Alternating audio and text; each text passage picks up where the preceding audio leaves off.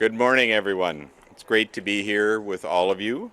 I'm Reg Helwer, the Manitoba Minister of Labour, Consumer Protection and Government Services.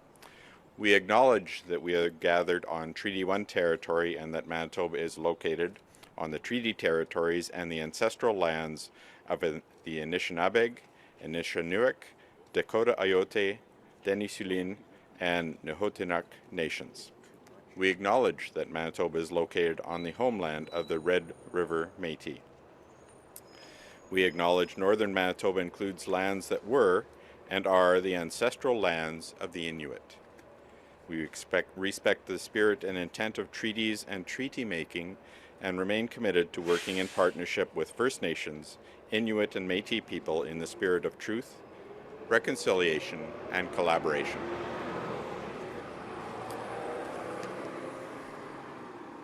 We'll wait for the bus to go by. That's why we're here. I thank everyone for joining us here this morning and especially welcome those who are taking part in this exciting announcement.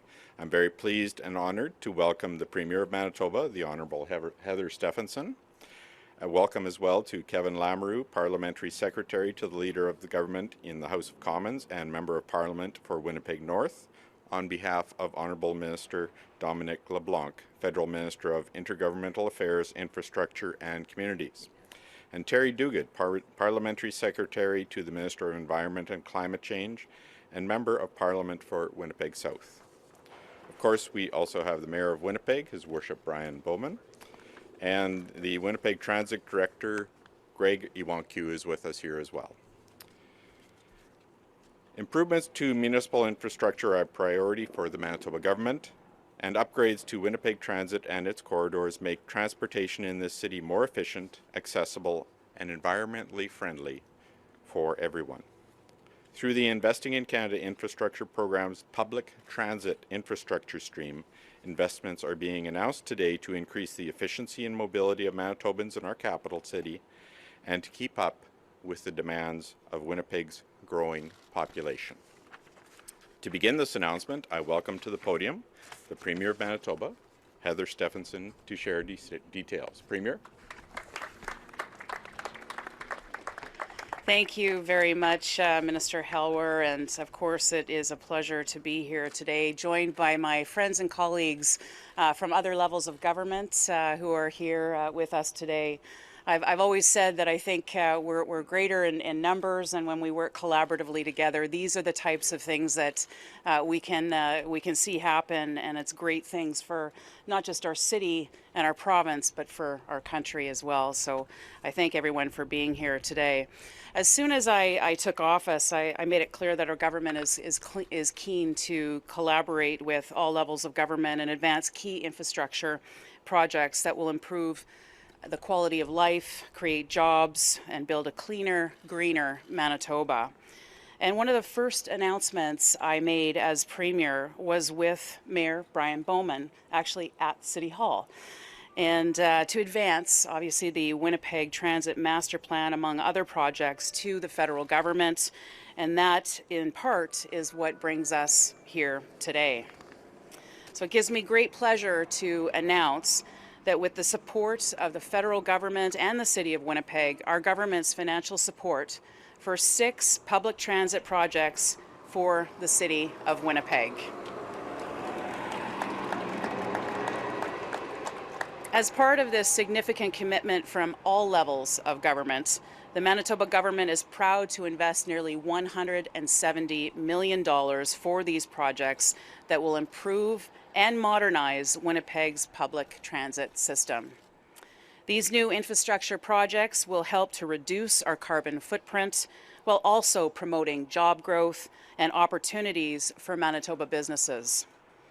As Manitoba is home to one of Canada's leading bus manufacturers, investments in green infrastructure will support our local economy during this critical time to protect and create jobs right here in our province. So it's a pleasure to share that 2 of the 6 projects will support the electrification of Winnipeg's public transit system with the purchase of approximately 100 electric battery and electric fuel cell buses, Additionally, 135 diesel buses will be added to Winnipeg Transit's fleet to meet growing demand for transit services. So today's announcement is not only good for the environment, it's good for our economy here in Manitoba.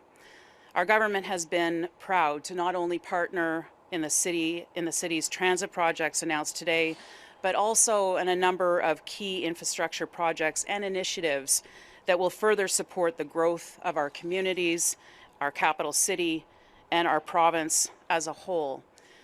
And I think it should be noted that our government is fully subscribed in the Investing in Canada Infrastructure Program, also known as ISIP, and I think we're one of the only provinces across the country to do so. So I think it's important to note that and how important that is for our government and for our province. And while today's event is to celebrate our transit investments, it is also important to recognize our government's commitment to partner with the City of Winnipeg and the federal government to advance our common goals to build a stronger, healthier, and more prosperous future for all people in our great province. And I look forward to seeing more of these projects come to fruition. And as I've said before, I'll say again, stay tuned for more good news announcements with the City of Winnipeg and with all Manitobans. Thank you very much.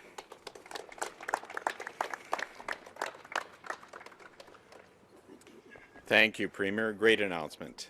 Next, I invite Kevin Lamoureux, Parliamentary Secretary to the Leader of the Government in the House of Commons and Member of Parliament for Winnipeg North, on behalf of Dominic LeBlanc, Federal Minister of Intergovernmental Affairs, Infrastructure and Communities, to say a few words.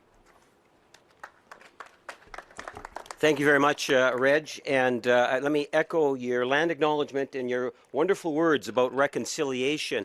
Premier, Mayor, colleague Terry Duguid, what a pleasure it is to be with you today. And if there's something in which I think we can all take away from this morning's press conference, is the fact that when the different levels of government come together, we can really get things done. And that is really what I take away from this particular gathering this morning. The last time Terry and I were involved in a press conference with respect to Winnipeg Transit, it was when the Prime Minister of Canada was down here. And we talked a great deal about the importance of Winnipeg Transit, public transit. This is something in which the national government, from coast to coast, has spent so much energy and resources in ensuring that we are investing in public transit. We now have both a province and the City of Winnipeg that have expressed a keen interest in regards to working with the federal government. And the federal government needs these type of partnerships in order to make it happen. So just to acknowledge the fact that we have the three levels of government working together. Our government remains focused on building a brighter future, a more prosperous, more resilient, and more sustainable Canada. That is why we continue to tackle climate change, create good jobs across the country, grow our economy, and to continue to make life more affordable for Canadians. As we continue this work, we are furthering our investments in the modern and reliable infrastructure that builds healthy and strong communities. Which is why today I am proud to announce over $203 million in federal funding to support 6 public transit projects that will make the City of Winnipeg transit system more reliable, accessible, and user-friendly. The first 2 projects represent the federal commitment to invest up to $183 million to support electrification of Winnipeg's public transit system while cutting pollution and making Winnipeg's environment cleaner. This federal funding will help electrify Winnipeg's transit bus fleet with the purchase of approximately 100 electric battery and electric fuel cell buses and related infrastructure. The addition of 135 diesel buses will be added to Winnipeg's transit fleet to meet the needs of a growing transit system. This funding will also go towards the replacement of Winnipeg Transit's 70-year-old North Garage to a new LEED-certified energy-efficient bus storage and maintenance system. The remaining 4 public transit projects will enhance the efficiency and accessibility of public transit in Winnipeg, representing a total contribution of $19.9 million. From the redesign of Winnipeg Transit Master Plan to supporting the preliminary design for downtown rapid transit corridors, this funding will help ensure that the City of Winnipeg can meet the growing demand of transit users.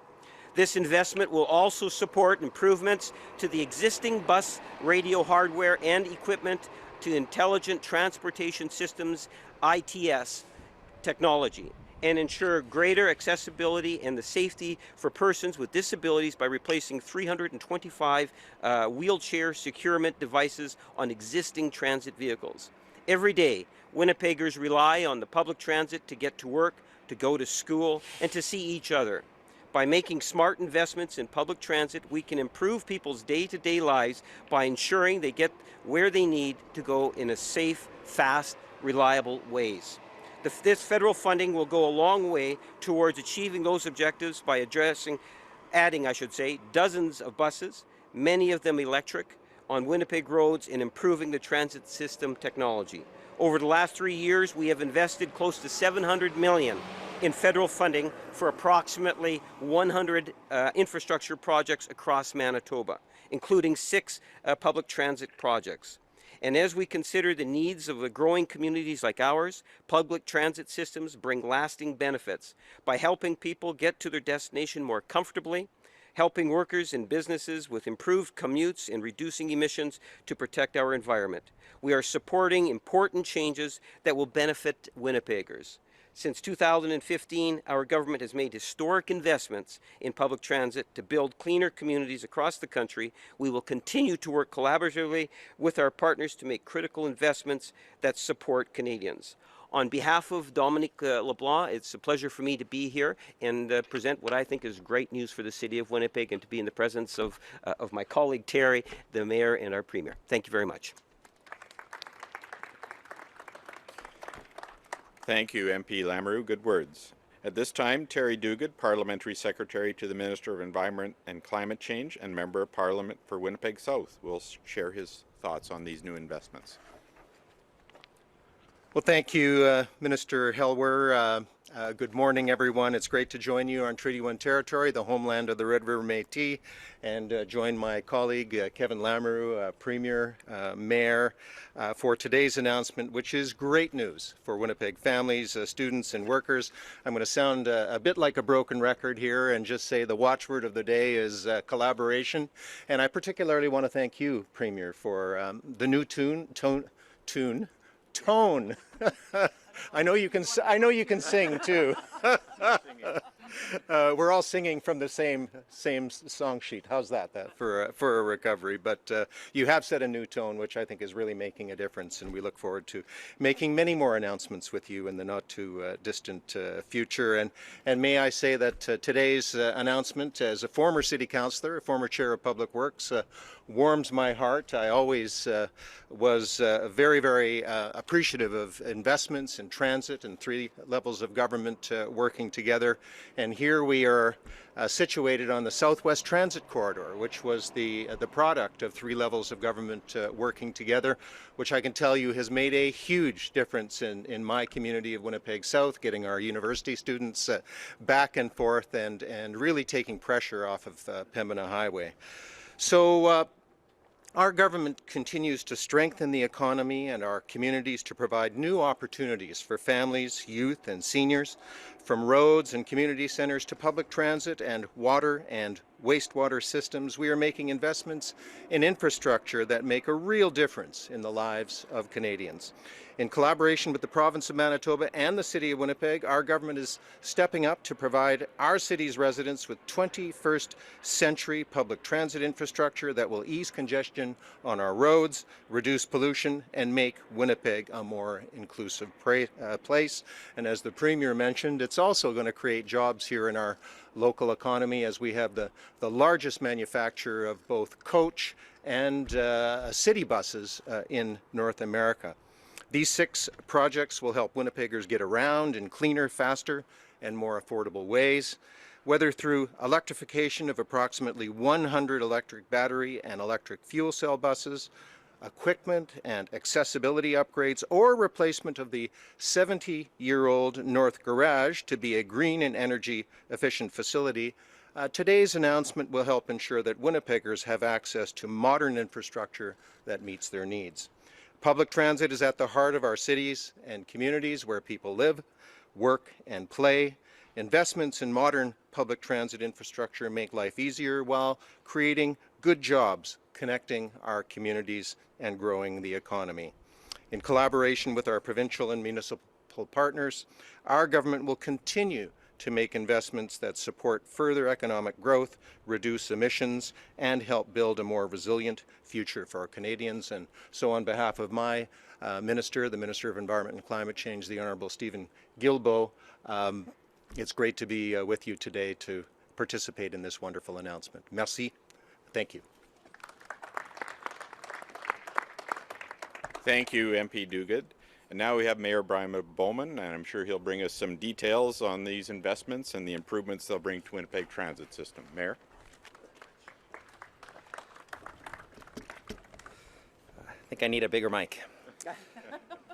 Well, this is a great. This is really a great day. I want to begin by acknowledging our Premier, Premier Stefanson. I want to thank her. Our first meeting, I raised this as a priority. You said that you would deliver on this this announcement today for the benefit of Winnipeggers and Manitobans, and you made good on that, and you delivered for Winnipeg. And I want to acknowledge and I want to thank you for doing that. This is a really big deal today. And you know, it had been stalled on the former Premier's desk for a little bit of time. It didn't under your leadership, and so thank you. Thank you very much, Minister Helwer. Kevin Lamoureux, Parliamentary Secretary and MP for Winnipeg North, and Terry Duguid, Parliamentary Secretary and MP for Winnipeg South. Thank you very much for your leadership and unwavering support for transit. I know in discussions with our local members of Parliament and our Prime Minister, and pretty much every meeting I've had with him, this has been a topic of discussion for some years, and he's been unwavering as well. And I want to thank you. The ISIP program is a federal program, and that's bringing us together today.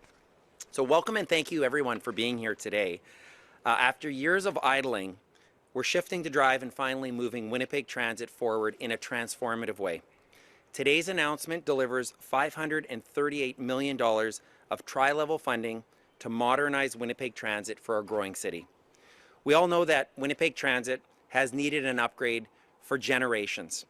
Implementing the Winnipeg Transit Master Plan will transform a transit system designed for our grandparents to one for our children and our grandchildren. A city of a million people requires a modern public transit system.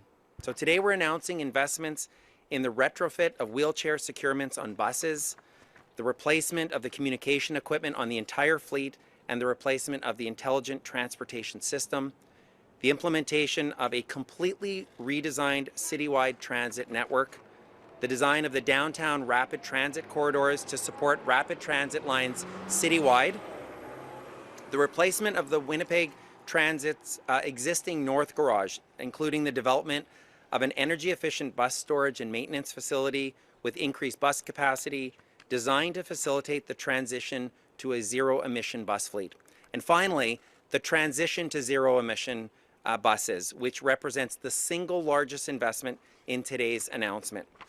Today's funding announcement is the foundation for Winnipeg Transit to completely overhaul the transit route network to create a rider-focused experience for transit users. And already being piloted is on-request transit. Described in the Winnipeg Transit Master Plan, this concept was prioritized early in the pandemic as a possible solution to dynamic service demand and to address the demand associated with new neighborhoods.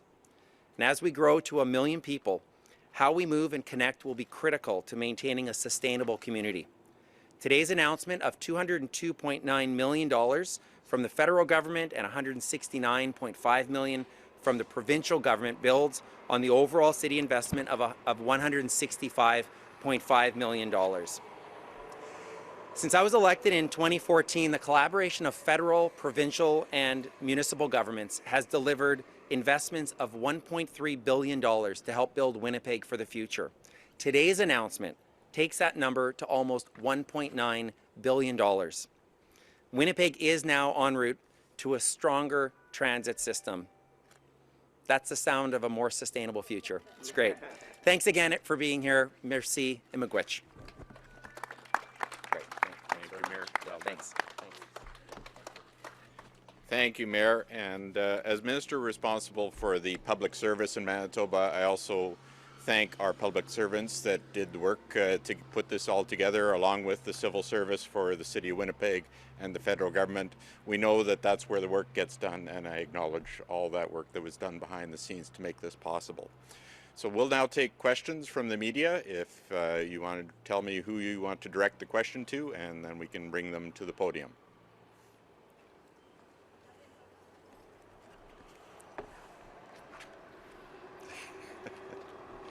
We've answered all the questions. We'll wait for the bus to go. Mayor? Hi. This, I guess for a lot of people that may want to use transit or considering using transit, what they want is more reliable service Yeah. and better routes. This money will address some other issues, but maybe it doesn't get at that problem. How do you? What steps are being taken to address that? Yeah, I mean, one of the major complaints of users for many years is the routing system, and to be honest, I was nervous about whether council and Winnipeggers would embrace a complete overhaul of the route system, because it represents a pretty significant change. And so my family resides in Charleswood. I went to the University of Manitoba. To go to the U of M, I take the 66 as my bus. You kind of got to go towards downtown in many routes, and then feed out to a place like the University of Manitoba as one example. And so the routing system and the network has never been overhauled. It's been kind of piecemeal additions over the course of the life of the City of Winnipeg. So this has never been done before, where the city has taken a look at the network and assessed where are people residing and where are they actually going in the modern era. So that redesign is a huge part of today's announcement, because part of the transit master plan is trying to figure out how we can improve commuter times. How do we make transit more reliable and faster for you to get from point A to point B? It'll also improve commuter times for those that aren't riding transit, because transit buses, especially in downtown, will be out of the lanes of people that are driving and cycling. I'm not sure who this question would be for. I was just wondering why we're doing kind of half and half electric diesel buses. Why not go full force on the electric? Yeah, I can take that. I mean, that's something that's been canvassed very well in the master plan, which is all available online. There is a transition period that's required, and so to keep up with the demands of a growing city, there is a transition phase. This is one of the most aggressive transitions to zero emissions in Canada, and so I know it's been a key priority is electrification. I know in the discussions the Premier and I have had, she's been very, very clear that as fast as possible we want to get to zero emissions, and I know that's a key priority to combat climate change of our federal partners as well. Yeah, there is going to be time to make sure the power grid can support the charging that's necessary, and so as that transition is happening, there will need to be upgrades to diesel in that transition period. But the end goal is a zero emissions fleet.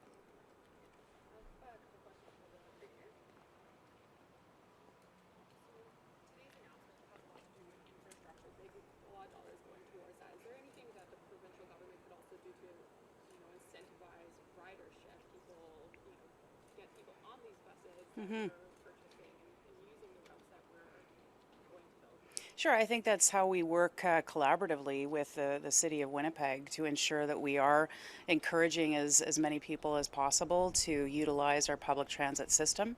And that's really what today is all about, and being able to work together with all levels of government, frankly, to make sure that we're moving in that direction. Is there any specifics, anything more that the province could do to encourage Winnipeggers to embrace transit? Well, I think again, it's working collaboratively with the City of Winnipeg to do that. And so, if there are some ideas that people have, we're certainly open to those ideas. And because we all want the end goal that people are utilizing our transit system more. It's better for the environment, and so we'll continue to work collaboratively with the City of Winnipeg on various programs. You were complimented here for moving quickly on this matter when you became Premier. Are you disappointed that progress wasn't made prior to I think the important thing is that we're working collaboratively. We are moving these projects forward. This is one announcement today. I look forward to other announcements coming forward with both the federal government and the City of Winnipeg. You know, I've always said that I will take a collaborative approach to working towards doing my job as Premier of Manitoba, and I'll continue to work in that fashion. This is maybe directed more at Bowman. Just when you talk about furthering on kind of promoting ridership on buses, Yeah. often safety is a big concern. So, you know, you can invest all this money and create these things, but how to get people back on the bus when they feel unsafe? How are you tackling that? Yeah, I mean, I think part of it is taking the advice from our transit advisory committee. I mean, that was something that we struck to have a table that really promoted more action on safety measures on buses. Safety in general is something that we take very seriously along with our federal and provincial partners. Getting more people riding transit more often is key, and that's where high frequency comes in. Just getting more people that are using the service. And so, you know, I've lived in Mexico City. I've used the metro there. I've lived in Toronto. Used the TTC at all hours of the night. Much later back then than I do these days, but. You know, just getting people, you know, having more people riding is one way that you help, including with the perceptions of safety, is just getting more people on transit. So it's not, you know, one or two people. And one of the things that's been challenging during the pandemic is of course just the overall COVID situation. And so coming out of COVID, this couldn't happen at a better time. And so, you know, building on what we have behind us right now, you know, part of the issue has been folks have wanted this level of service in other areas of the city, and people deserve it citywide. So, yeah. What's ridership looking like at this point as more people get back to the office? You know what? I know our director's here. Perhaps they can let you know. I think it's over 50% of the capacity pre-COVID, but we can maybe connect you with them afterwards. We still have a little ways to go to get to the full capacity that we were seeing, and our financials reflect that. You know, we need more people riding transit. That's why this long-term wise, this will help, because you want to create a more reliable and more efficient service. How many more buses are we getting? Because we're going to replace some of Yeah. Get to Zero, et cetera. Is there going to be more buses driving, and if so, how many? Yeah, I know the release specifies the number. I believe it's 100 electric or zero emissions, and slightly more than that in terms of diesel during that transition phase. But I know that that's mapped out there, as well as the long-term implementation of the Transit Master Plan also includes a lot of those details as well. Yeah. You don't know like how many, like these are new buses that are going to replace some existing ones. Yeah, I would direct to our transit officials are here. Hopefully they can help you out with that. But I know that that's also mapped out in the Transit Master Plan. We have companies in the province that are making electric buses, so I'm just wondering, those zero-emission buses, from which company are you buying? Well, we have an RFP. I'm not gonna plug one company in particular that it does great work. It's headquartered here, but there's because you're all recording this, and so there is a procurement process that will have to be followed in due course. But obviously, we want to see as many jobs being created and sustained here in Winnipeg, where we make I think the best buses in the world right here in Winnipeg.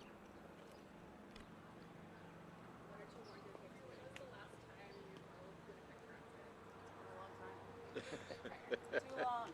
So yeah, but I was just the mayor was showing me just earlier. You know, now we have bikes that people can put their bikes here and then get on and ride, and the technology is just amazing. And so I think it's great. Thank you for showing me and turning me around. I wouldn't mind just to address that. I've had a couple of ride-alongs. You have ride-alongs with police cars. Yeah. You can actually have ride-alongs with bus drivers too, and you can learn a lot by getting on a bus and taking that ride, whether it's the routes or the issue of safety. But I also wanted to emphasize, the city of Winnipeg, obviously, it's the local government. So it plays the lead role with Winnipeg Transit. But if you take a look at, the federal government's committed over $7 million towards the master plan. Take a look at the master plan today compared to 2 years from now, and that's where I think you will actually see the benefits of today's announcement in terms of the rerouting. As Mayor Bowman has pointed out, if you're living in one part of the city and you got to take the bus downtown in order to go to another area of the city, it's quite a diversion, and it can be quite the discouragement. So the modernization, in part, is to increase the ridership, and that makes Winnipeg Transit that much more economically and socially feasible. I'd like to just ask one more. Just touching on safety, something that lots of people are talking about is the incident that happened on Canada Day. And so the question is, have you been in contact with refugees? And again, how are we encouraging people to come to Manitoba, when something like this happens? Yeah, I mean, matters of public safety, we don't want to see anyone being hurt, whether they've lived here for their entire life or they are refugees. And so obviously our thoughts are with the victims of that particular incident. Dealing with some of the, I guess, at the outset, with respect to the specific matter, that's not a matter I've been briefed on, nor do I receive regular updates on specific incidents from the Winnipeg Police Service. So they could speak to that in greater detail. But obviously matters of safety are concerning for all of us, and it's a terrible situation. I was just going to say they've been largely reluctant to talk to us about it. They said that maybe next week we'll be hearing from them. Do you feel satisfied with that response time from the chief? Oh, sorry, from the chief? Look, the communications of the Winnipeg Police Service are not something that I'm legally allowed to direct, the operations of the police service. So I'll let the chief respond to media in due course. Obviously, the more forthcoming they can be in a timely way, we'd obviously welcome that. And what I will say is, with respect to this particular incident, this community has rallied in support of Ukraine and in support of Ukrainian refugees. All levels of government have been supporting with open arms. And so it's really it's a terrible situation. And obviously this community is going to continue to rally around those that are new to Winnipeg, whether they come from Ukraine or elsewhere. And we'll wait till we hear from the chief of police on the specifics.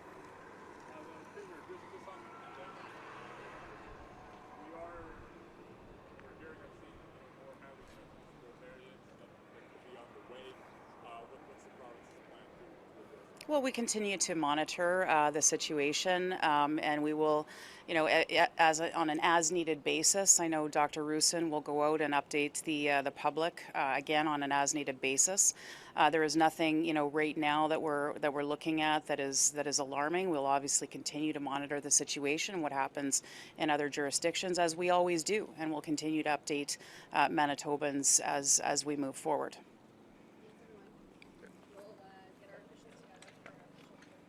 Thanks everyone for your questions, and we'll get a photo op here, I think, if we can. Let us know where everything goes.